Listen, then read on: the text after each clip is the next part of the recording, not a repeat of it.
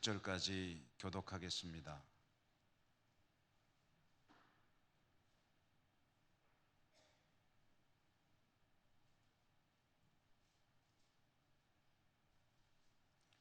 예수께서 12 제자를 불러 모으사 모든 귀신을 제어하며 병을 고치는 능력과 권위를 주시고 하나님의 나라를 전파하며 앓는 자를 고치게 하려고 내보내시며 이르시되 여행을 위하여 아무것도 가지지 말라. 지팡이나 배낭이나 양식이나 돈이나 두 벌 옷을 가지지 말며 어느 집에 들어가든지 거기서 머물다가 거기서 떠나라. 누구든지 너희를 영접하지 아니하거든 그 성에서 떠날 때에 너희 발에서 먼지를 떨어버려 그들에게 증거를 삼으라 하시니 제자들이 나가 각 마을에 두루 다니며 곳곳에 복음을 전하며 병을 고치더라. 아멘. 주님 은혜가 함께 하시기를 기원합니다. 복된 자리에 오신 것을 또한 축복하고 축하합니다. 성경 말씀 듣는 것보다 재미있는 거 있으세요? 없죠? 진짜입니까?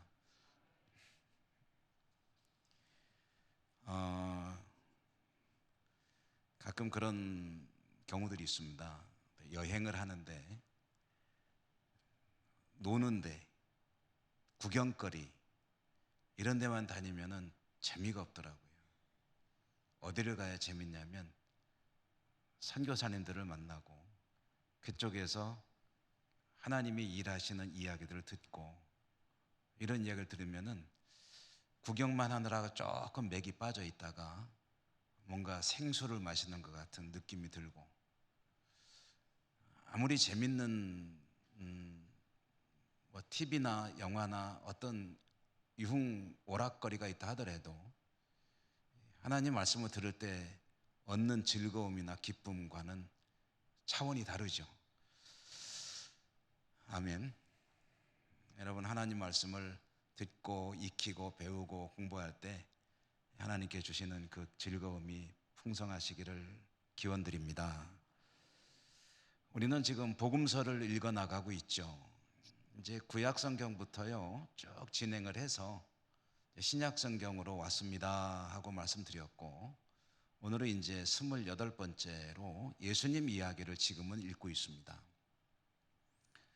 복음서가 예수님의 이야기들을 전해주는데 복음서를 통해서 보면 네 복음서가 다 똑같은 건 아닌데 대체로 특별히 공관 복음서라고 하는 마태, 마가, 누가 복음이 좀 비슷한데요. 예수님 생애를, 예수님 이야기를 크게 세 묶음으로 나누어서 전해준다 하는 것을 알 수 있습니다. 그러니까 세 파트로 나눌 수가 있다는 거죠.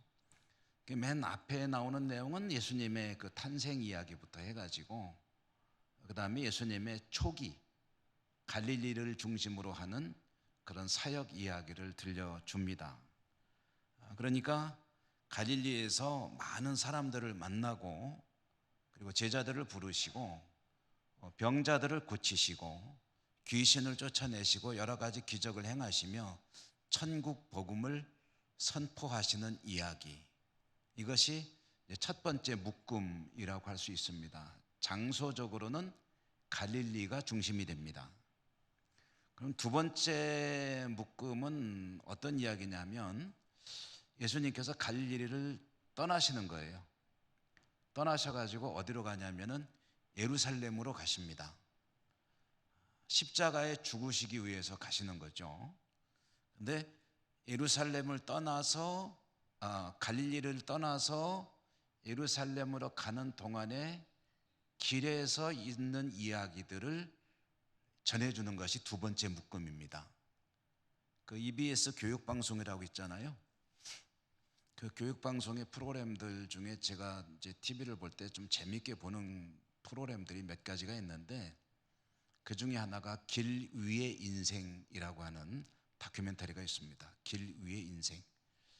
이 길 위의 인생이라는 이 다큐 프로그램은 아시아 지역에 여러 나라 사람들이 사는 이야기를 이제 취재를 해가지고 전해주는 건데 참 재밌어요.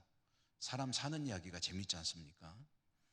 그런데 이제 그 제목이 왜 길 위의 인생이냐면, 이제 길을 오고 가고 하는 가운데 인생이 흘러가고 그리고 사는 이야기들이 나오게 된다 해서 그렇게 정한 게 아닌가 싶어요. 제 생각입니다. 그런데 예수님 이야기 두 번째 토막도 길 위의 이야기입니다. 예수님께서 갈릴리를 떠나시고 예루살렘으로 가시는 동안에 있었던 일들, 그리고 그 중간중간 주시는 예수님의 교훈들, 이걸 묶어 놓은 것이 두 번째 덩어리입니다. 장소적으로 보면은 길에서 일어나는 일들입니다. 그럼 세 번째 묶음은 뭐냐면, 여러분 이해의 편의를 돕기 위해서 이 말씀을 드리는 겁니다. 세 번째는 장소적으로는 예루살렘이죠. 그래서 예수님께서 예루살렘에 도착하시고 도착하셔서 약 한 일주일간 있는 이야기들, 그것이 세 번째 묶음입니다. 그래서 성전에도 들락날락 하시기도 하고 또 이런저런 교훈도 주시고, 그리고 이제 겟세마네 기도도 하시고 잡혀가셔서 재판도 받으시고 십자가에 죽으시고 그리고 부활하는 이야기까지, 여기까지가 이제 예루살렘에서 벌어지는 이야기거든요. 장소적으로는 예루살렘, 그러니까 갈릴리를 떠나 예루살렘으로 가는 길, 그리고 세 번째는 예루살렘. 이것이 장소적으로 나누어 볼 수 있는 예수님 이야기의 세 덩어리 묶음입니다. 우리는 지금 그 첫 번째 묶음 이야기를 읽고 있는 중이에요.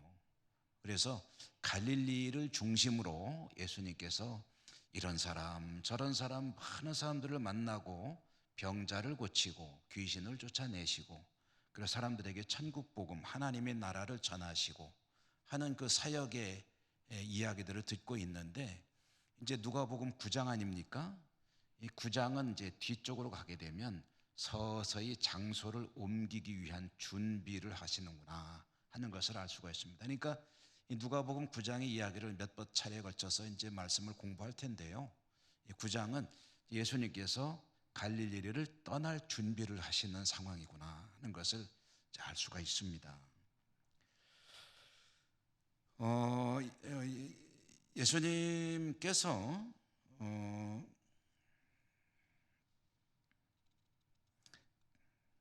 이제 십자가에 죽으시고 부활 승천하시게 되는 그것은 예수님의 이제 사역이 변해가는 거죠. 예수님의 사역이 변해간다는 것은 뭐와 직결되는 문제냐면요, 제자들하고 이게 직접적으로 연결이 됩니다. 그러니까 예수님께서 갈릴리에서 예루살렘으로 올라가시는 것은 십자가에 올라가시고 십자가에서 죽으셨다가 부활해서 하나님 보좌가 있는 하나님 곁으로 올라가시고 계속 올라가시는 거죠. 이것은 예수님과 제자들의 이별을 의미합니다. 이제 이별의 때를 향해서 가고 있는 거죠. 그러면은 예수님의 사역이 변해가게 되면은 이제 뭐가 준비가 돼야 되냐면은 제자들이 준비가 돼야 됩니다. 이게 직결되는 문제라는 건 그런 뜻입니다.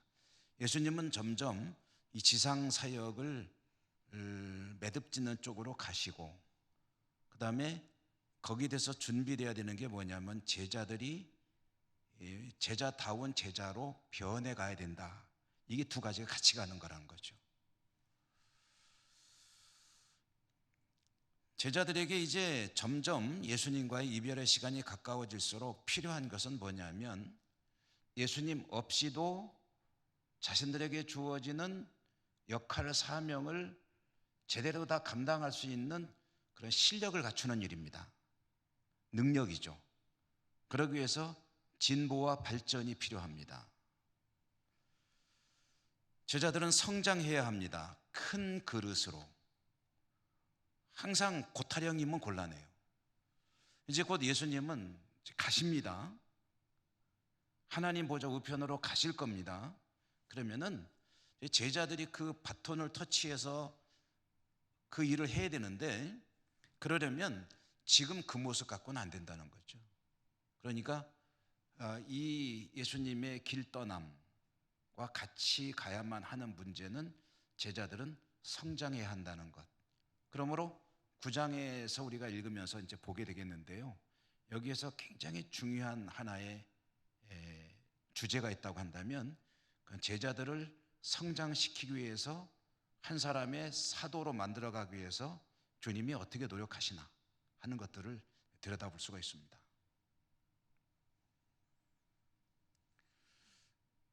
오늘 제자들 이야기로 시작이 되잖아요. 12제자를 파송하는 이야기. 예수님은 오늘 말씀 1절에 보면 12제자를 불러 모으셨다로 시작이 됩니다. 불러 모으셨다. 불러 모으신 제자들에게 예수님께서 주신 게 있습니다. 뭘 주셨냐고 보니까 귀신을 제어하며 병을 고치는 능력과 권위를 주셨다. 그리고 그렇게 귀신을 제어하고 병을 고치는 능력과 권위를 주신 주님은, 그러니까 이제 제자들 입장에서 보면 그걸 받은 거죠. 그 받은 제자들을 보내시는 겁니다. 왜 보내시느냐? 하나님의 나라를 전파하라고 보내시는 겁니다. 이게 이제 1절에 나온, 오늘 우리가 읽은 9장 1절에 나온 예수님께서 제자들을 향해 하시는 일 세 가지입니다. 부르시고 능력과 권위를 주시고 보내셨다. 파송하셨다는 거죠. 이것이 예수님께서 궁극적인 목적이 하나님의 나라를 이루시는 거잖아요. 하나님의 나라를 이루어 가시는 전형적인 방식입니다. 부르시고 능력을 주시고 보내시고. 그렇죠. 아주 간단합니다. 부르시고 권능과 능력, 권위를 주시고 일하라고 보내시고. 여기서 이제 이 의미들을 제가 좀 찾아보고 또 해석을 해보고 했는데요. 예수님께서 제자들 12제자를 불러 모으셨다 할 때 이 모으셨다는 것이 가지는 의미가 굉장히 중요합니다. 모으셨다, 불러 모으셨다. 이 모은다는 말이 가지고 있는 속뜻이 있는데요. 그게 뭐냐면은 어떤 의도를 가지고 불러서 조직했다, 그런 뜻을 가지고 있습니다. 그냥 부른 게 아니라 목적이 있고 의도가 있고, 그래서 오면 좋고 안 오면 안 오고가 아니라 어떤 나름대로의 조직을, 공동체죠. 공동체를 생각하고 불러서 그것을 이루셨다라는 그런 뜻입니다. 이게 어떤 의미를 가지는 거냐면요.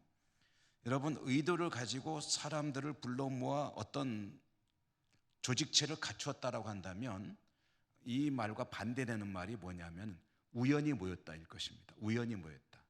의도를 가지고 모여서 공동체를 이루었다라는 말과 반대되는 말은 사람들이 우연히 모였다. 그러니까 오합지졸인 거죠. 오합지졸. 목적도 없고 의도도 없고 어떻게 하다 보니까 같이 모여있는, 그게 오합지졸이죠. 그런데 잘 처음부터 의도를 가지고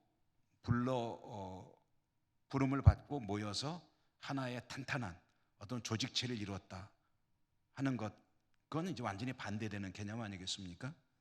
지금 주님께서 모으셨다라는 뜻이 바로 그런 의미라는 겁니다. 목적이 있으세요. 뜻이 있습니다. 계획이 있습니다. 그래서 어쩌다가 만난 사람들을 부른 게 아니고 예정하셨던 사람들을 불러 모으셔서 이 조직 제자들의 모임을 만드셨다, 이런 뜻입니다. 이렇게 된 것을 이제 우리들과의 관계 속에서 한번 적용해 볼 필요가 있죠. 여러분, 저도 그렇고 여러분도 그러십니다.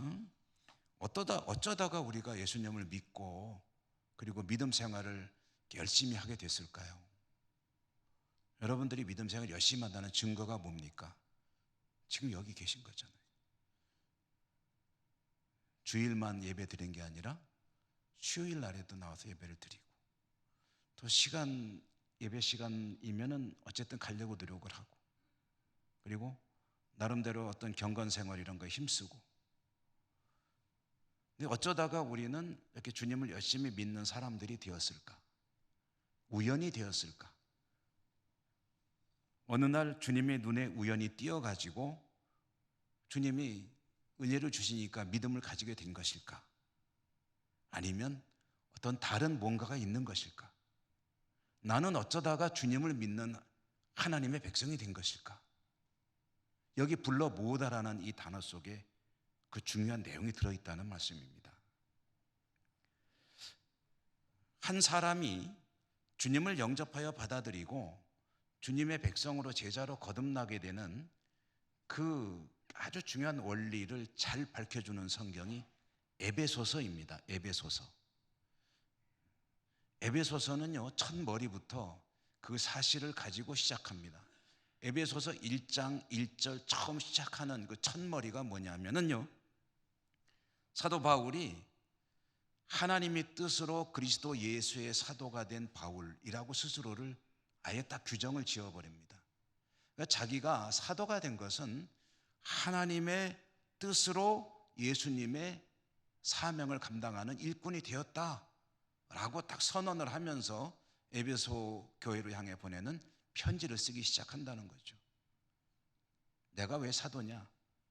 하나님의 뜻으로 부르심 받아서 내가 사도가 된 것이다. 그렇게 시작했는데요, 그 1장의 4절에 가보면은 이런 말씀이 있습니다.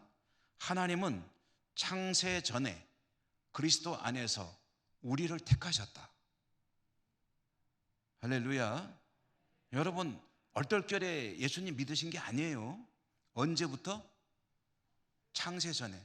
우리 아버지 때부터도 아니고 3대조 할아버지 때부터도 아니고, 우리 집은 5대째 신앙이에요. 그러면 5대째 할아버지가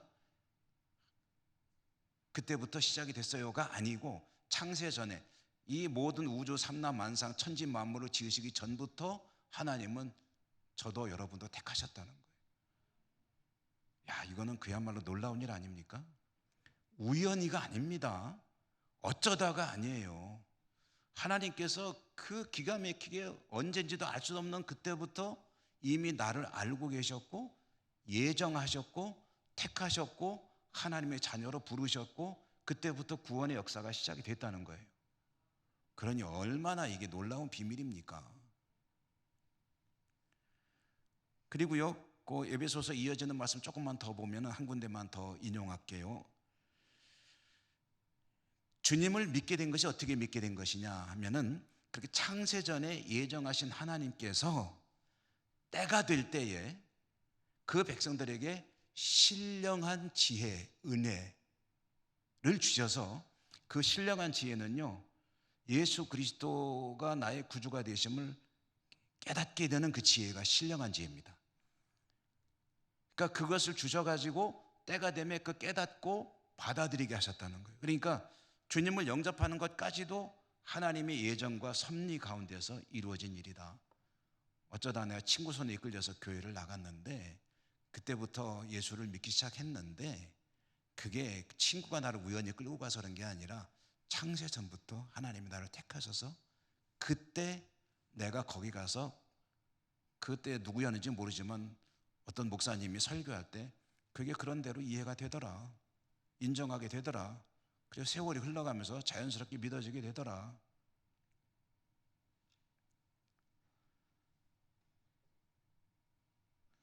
예수님은 그러니까요, 하나님은 치밀하십니다.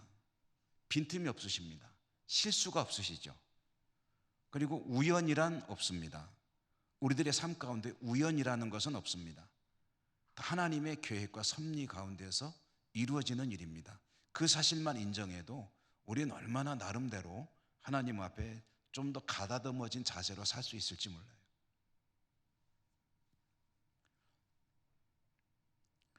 이제 예수님께서 조금 있으면 예루살렘에 가셔서 이제 죽으실 겁니다. 그리고 부활하시고 승천하실 것입니다.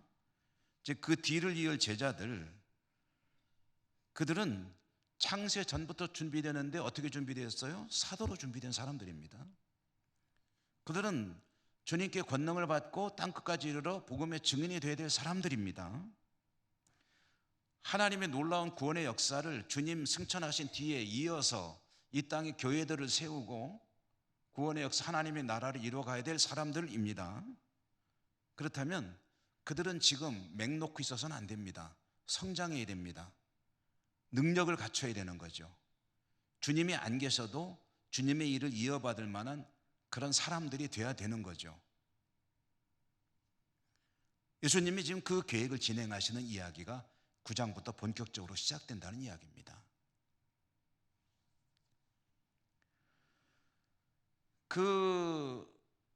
처음에는 좀 볼품 없었던 제자들이 위대한 사도로 성장하고 발전할 수 있기 위해서 그들에게 절실하게 요구되는 것이 있습니다. 그게 뭐죠?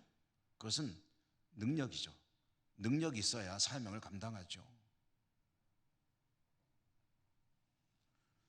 주님께서 그래서 그걸 주셨다는 거예요. 두 번째로 하신 일이 불러 모으시고 귀신을 그리고 질병을 고치기도 하시고 제어도 하는 그런 능력과 권위를 주셨다 그랬는데, 이것은 이전까지만 해도 제자들은 못하고 주님만 하시던 일이었죠. 근데 이제는 서서히 그들에게 그런 능력과 권위를 부여하시기 시작하는 겁니다. 왜요? 성장해야 되니까. 앞으로는 주님의 뒤를 이어 제자들이 귀신도 쫓아내야 합니다. 병자들도 고쳐야 됩니다. 그래서 그런 능력이 주어져야 합니다. 성경을 읽다 보면은 나중에도 그런 이야기들이 나옵니다만은 이때는 12제자에게만 이 능력과 권위가 주어집니다. 제일 먼저 받은 거죠. 그래서 그들은 가장 앞장서서 주님의 뒤를 이어서 하나님의 나라를 이루어가는 그 일을 이제 책임지게 될 것입니다. 여러분, 제자들이 해야 될 결국 그들의 사명의 핵심은 뭐냐면요, 하나님의 나라를 선포하는 일입니다. 하나님의 나라를 이루는 일입니다. 하나님의 나라를 선포한다는 것은 조금 다른 관점으로 보면은 하나님의 나라가 임하였고 또 임하고 있고 임할 것이다. 여러분, 이거는 일종의 과거와 현재와 미래를 다 포함하는 개념입니다. 하나님의 나라는 이미 임하셨어요. 그리고 임하고 계세요. 그리고 임하실 것이고요.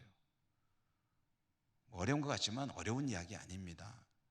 하나님의 나라는 이미 주님이 등장하시면서 임하셨고 지금도 임하고 계시고 그리고 앞으로도 임할 것이다.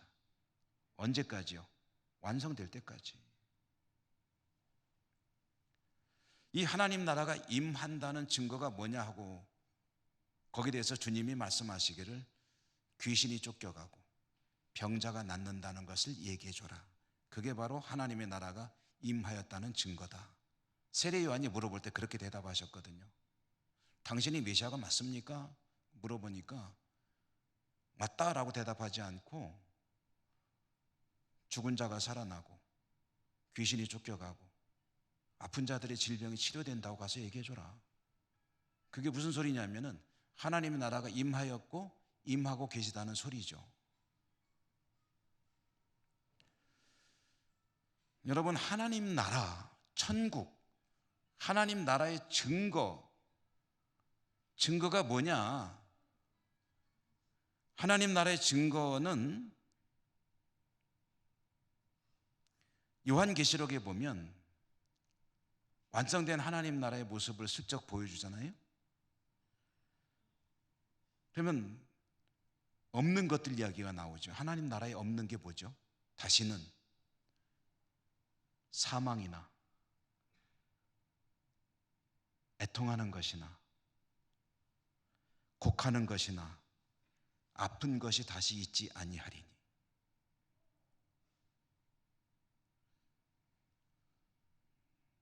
너무 좋죠? 사망이나 곡하는 것이나 또 뭐였더라? 어쨌든 그런 거, 우리가 싫어하는 것들, 그런 것들은 없는 나라, 그 완성된 하나님의 나라에 그런 게 없어요. 그러니까 하나님의 나라가 임하였다는 그 증거는 뭐냐면 그런 것들이 완벽하게 사라지진 않지만 하나하나 쫓겨가는 것이 바로 하나님 나라가 임하였고 임하고 있고 그 증거다라고 주님이 대답해 주신 거예요. 죽은 자가 살아나더라. 다시는 사망하는 것이 없고, 그것이 하나의 증거로 드러나는 것이죠. 귀신이 쫓겨가고 아픈 자가 질병으로부터 자유함으로. 그렇다고 해서 이 땅에 모든 사람들이 다 그렇다는 건 아니죠. 지금 이곳에 그 일이 벌어지고 있는 그곳에 하나님의 나라가 이루어지고 있다는 것을 보여주는 증거다라는 이야기죠. 그것은 지금은 부분적입니다. 그리고 완성되지는 않았습니다. 그러나 완성된 하나님의 나라에서는 그런 것들이 없다는 거죠. 그러므로 이와 같은 하나님의 나라를 이루기 위해서 제자들이 가서 이제 복음을 선포한단 말입니다. 하나님의 나라를 선포합니다. 그때에 이들에게는 뭐가 필요하냐면 하나님 나라가 임한다는 증거가 있어야 되거든요. 그 증거를 보여주기 위해서 필요한 게 능력입니다. 그러니까 제자들이 그걸 주시는 거예요. 주님께서 내가 그동안 해왔는데 너희들도 이제 해야 된다. 가서 하나님의 나라를 선포할 때 그들이 필요로 할 때는 이와 같은 귀신도 쫓아내고 병자도 고치고 하는 일들이 필요할 터이니 이 능력과 권위를 부여한다 라고 그 능력을 주셨다라는 이야기입니다. 이것은 제자들에게 차츰차츰 그 일을 할 수 있도록 준비를 시키시는 주님의 모습을 보여주는 거죠.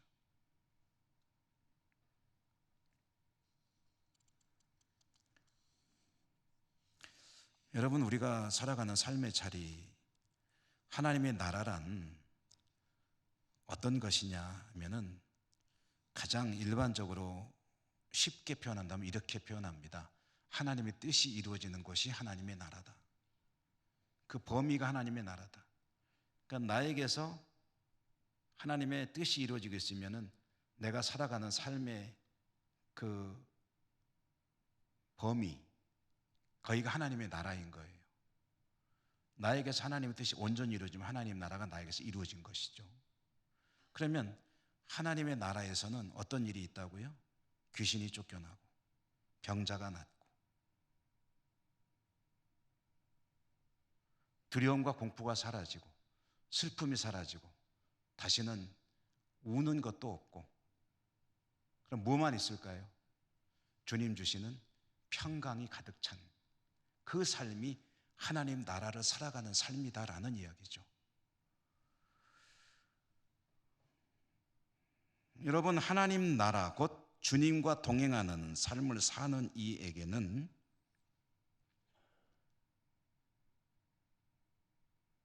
이 두려움이니 공포니 염려니 사실 이런 것들이 자리를 잡지 않는 것이 이론상으로는 맞는 거죠. 그렇죠? 왜? 주님이 곁에 계시니까. 주님의 평화가 나에게 이루어지고 있으면은 내 안에는 두려움이 없죠. 염려가 없습니다. 공포가 없습니다. 그런데 아직은 미흡하기 때문에 그것이 들락날락하죠. 들락날락. 좀 전에 누구한테 들었는지 모르겠는데 여러분, 요새 우리나라 국민들이 뭐 황태가 된다고 그러더라고요. 황태 아세요?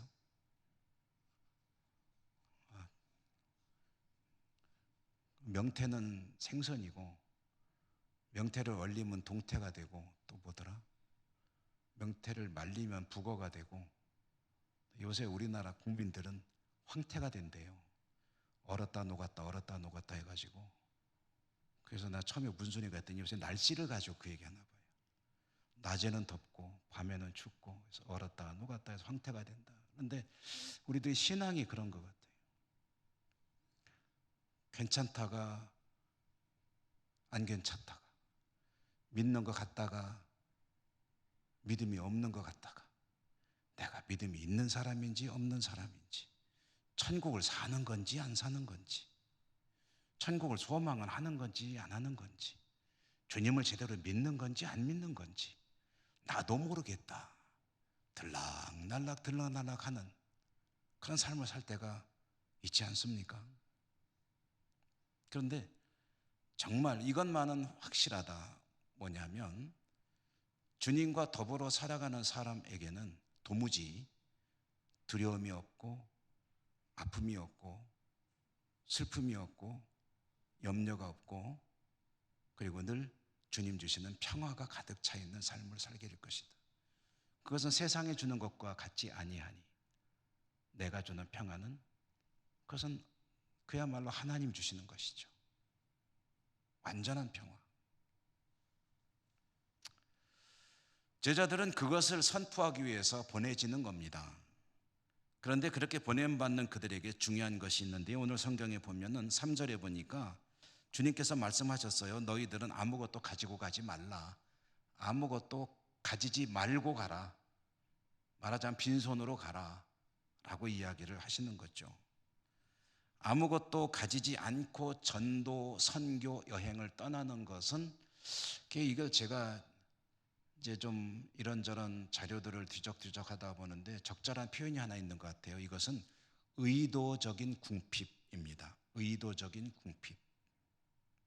왜 아무것도 가지고 가지 않아야 되느냐? 여행 가는데 비상금이라도 좀 챙겨가면 좋잖아. 가다가 아플 수도 있고. 그렇죠? 밥 못 얻어 먹으면은 짜장면이라도 사 먹고.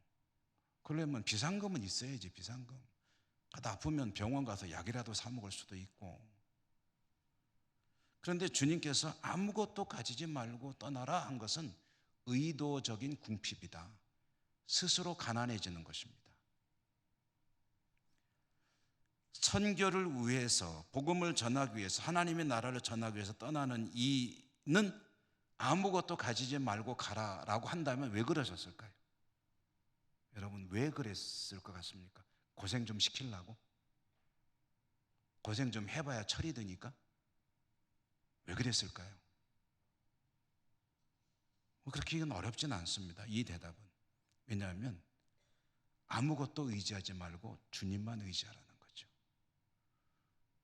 이거 들고 가면 이거 의지할 수 있으니까 참 사람이 얼마나 연약합니까? 제가 전에 가끔 그런 얘기 했잖아요. 어두컴컴한 골목길을 애기 엄마가 혼자서는 못 가도 애기를 업고는 갈 수 있다고 그러잖아요.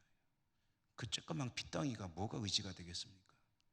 이 하나만 업어도 골목을 지나간다는 거예요. 그만큼 연약한 존재다.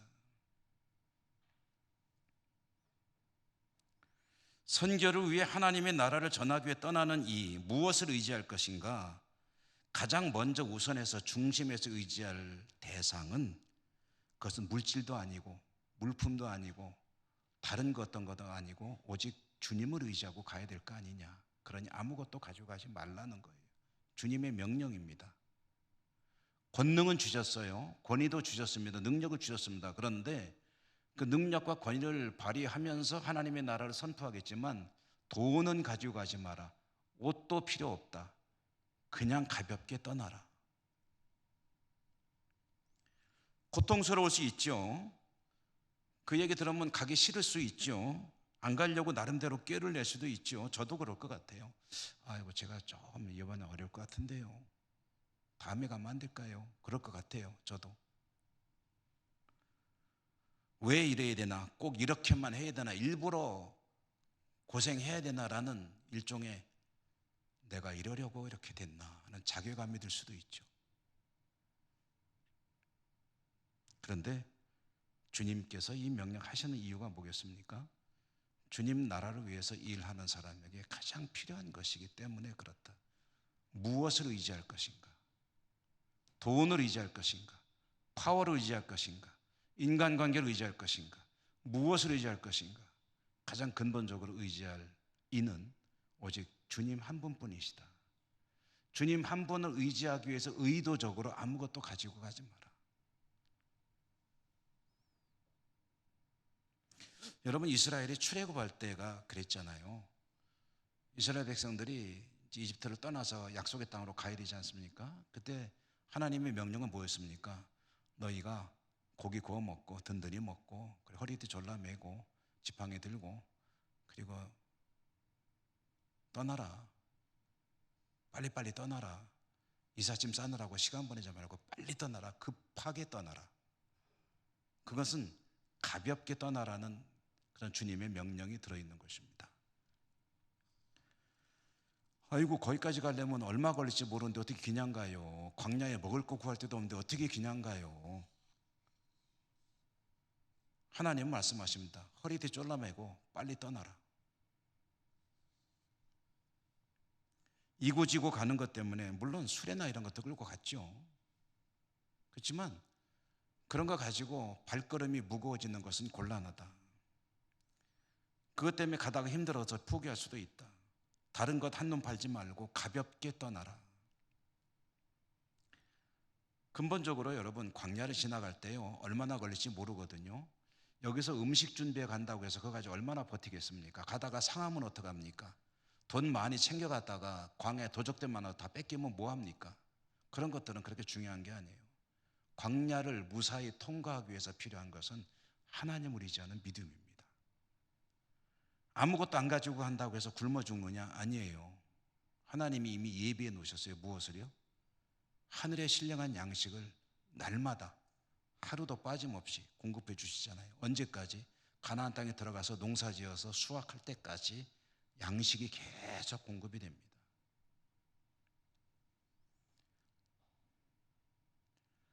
그렇게 가더라도 죽지 않습니다. 가는 동안 의복이, 신발이 해져서 헐벗고 굶주리지 않았습니다. 그들은 아주 나름대로 별 아쉬움 없이 가나안 땅을 40년이나 걸려서 시간이 오래 걸렸는데 도착을 할 때까지 굶어 죽지 않았고요, 얼어 죽지 않았습니다. 여러분, 제자들이 완벽하게 준비하고 선교여행을 떠난다면 나중에 헷갈려요. 이게 주님의 능력을 힘입은 것인가, 돈의 힘인가.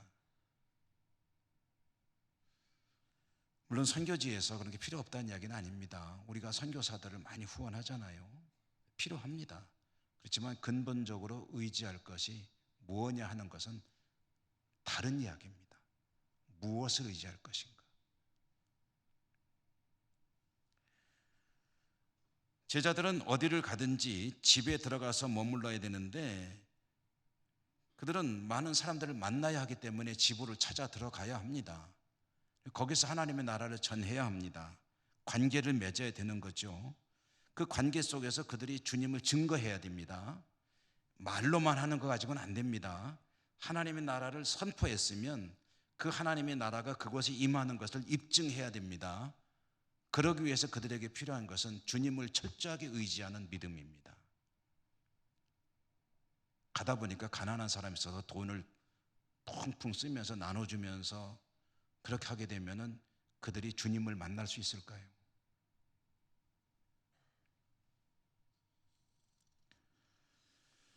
만약에 받아들이지 않으면은 발에 먼지를 떨어버리고 떠나라고 했습니다. 그것은 이제 그들은 천국에서 이방인으로 일단은 간주가 된다는 것을 의미하는 것입니다. 발에 먼지를 떨어버린다는 것은 관계를 끊는다는 뜻이거든요. 복음을 전했는데 안 받아들이는 사람들은 일단은 그대로 두고 떠나라. 6절에 보니까 그들은 각 마을에 두루두루 다니면서 곳곳에 복음을 전하고 병을 고쳤다. 사명을 철저하게 감당하는 모습을 전해줍니다. 자, 여러분, 여기서 한 가지만 제가 우리 같이 짚어보고 오늘 말씀을 마치려고 하는데요. 중요한 사실 한 가지입니다. 자, 제자들이 어땠느냐 하는 거죠. 제자들이 준비가 잘 됐을까요? 안 됐을까요? 훈련이 잘 됐을까요? 안 됐을까요? 제자들은 지금 뭐가 뭔지도 모릅니다. 훈련도 되어 있지 않고 준비되어 있지 않습니다. 너무 부족하죠. 그런데 그런 그들을 주님이 보내시는 거예요. 한 가지만 지키기를 주님은 기대하셨겠죠. 그렇게 부족하고 모자라고 죄송한 표현이지만 엉터리지만, 그러나 아무것도 가지고 가지 말고 나를 의지하라. 그리고 가서 복음을 전하라.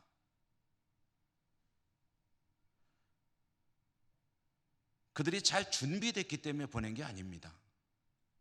충분히 능력이 되었기 때문에 보낸 것도 아닙니다. 다만 앞으로 그 일을 해야 되기 때문에 주님은 그들의 성장을 기대하면서 보내는 겁니다.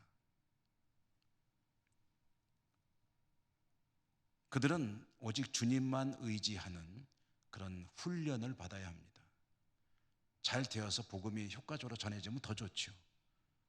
그러나 지금은 그들이 성장해야 될 때입니다. 주님을 의지하는 것은 가장 중요한 일이죠. 그들에게 정말 핵심 중에 핵심이 되는 제자로서의 훈련은 오직 주님만 의지하며 그들의 삶을 살아가고 사명을 감당하는 것입니다. 자신의 노련함이나 실력에 의해서가 아니라 주님을 향한 순전한 믿음, 의지하는 마음, 그런 제자들의 모습이 사람들에게 보여질 때 그때 주님이 증거되어지고 하나님의 나라가 그들에게 나타나게 될 것입니다. 이것은 교회나 우리들도 똑같은 이야기입니다. 여러분, 세상이 교회를 통해서 주 예수 그리스도를 볼 수 있어야 되잖아요. 여러분들을 통해서 저도 마찬가지고요. 예수 그리스도를 볼 수 있어야 되잖아요. 믿지 않는 가족들이 나를 통해서 예수님을 볼 수 있어야 되잖아요. 옆에 사는 분들이 교류가 많든 적든 간에 어쨌든 저 사람 교회 다니는 사람인데 저 사람 때문에 예수님을 조금이라도 볼 수 있어야 되잖아요. 그걸 뭘로 할 겁니까? 우리 교회가 사회봉사도 많이 하고 나름대로 이런저런 일들을 많이 하지만 근데 어려운 사람들을 구제하는 것 한 가지 가지고 주님의 모습이 주님을 모르는 사람들에게 보여지게 될까요? 단순한 논리로 말할 수는 없지만 가장 근본적인 것은 교회 공동체가 얼마나 주님의 말씀에 성실하고 투철한 주님의 말씀을 실천하는 사람들의 모임이냐. 우리 옆집에 사는 저 양반이 교회 열심히 다니는데 저 사람이 얼마나 예수님 가르침에 충실한 삶을 사느냐. 여러분, 성경은 몰라도 그런 거는 압니다. 저 사람이 얼마나 예수를 제대로 잘 믿는 사람이냐 아니냐, 그걸 통해서 예수님이 드러나야 되는 거죠. 그럴 수 있기 위해서는 다른 것을 의지하는 것이 아니라 제일 먼저 해야 될 일이 뭐냐면은 주님을 철저하게 의지하는 연습을 해야 된다는 거예요. 그렇게 살아가는 거죠. 주님을 의지하며 살아갈 때 그 삶의 모습을 통해서 주님이 모습이 드러나게 됩니다. 그리고 전해지게 되는 거죠. 그렇기 때문에 아무것도 가지지 말고 가라고 하는 거죠. 저도 여러분도 우리 교회를 통해서 세상은 주님을 보고 주님은 드러나고 그래서 우리 예천 땅에 하나님의 나라가 확대되는 그런 역사가 있게 되기를 간절히 소망합니다. 은혜로우신 하나님 감사합니다. 주님께서 제자들을 보내시는 이야기를 읽고 그 뜻을 새겨보았습니다. 많이 부족합니다. 그러나 주님만을 의지하는 것이, 주님을 의지하는 것이 가장 우선이 하는 것이 우리들의 지상 과제임을 생각해 보았습니다. 주님 말씀을 투철하게 실천하는 주님의 제자로서 살아가는 저희 모두가 될 수 있도록, 우리 예천교회가 될 수 있도록 은혜 더하여 주옵소서. 능력도 권위도 더하여 주시옵소서. 그리고 저희들을 필요한 곳으로 보내주시옵소서. 예수님 이름으로 감사하고 기도 올리옵나이다. 아멘. 461장입니다. 461장.